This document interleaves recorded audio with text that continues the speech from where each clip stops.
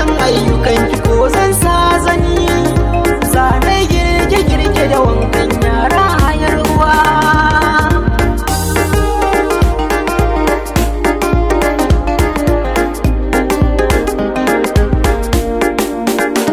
Wayo duniya yau gare ni ta zama sabuwa, gani da sahiba wacce ke cire mini damuwa.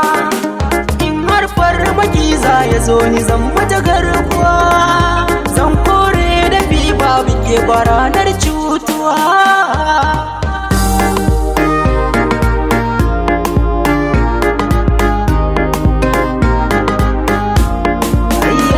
Mai so shi ya san kogin na ke ibo ruwa, in zai baka labari sai ka da nutsuwa.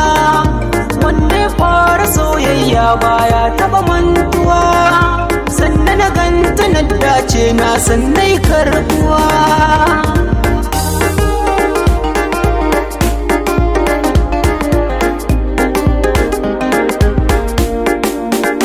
Idan aka ce na nuna gwana ita ce tilo ɗaya, mai mulki da san jama'a wacce ba ta murdiya, ta dace da kyan hali kafin ta farar diya.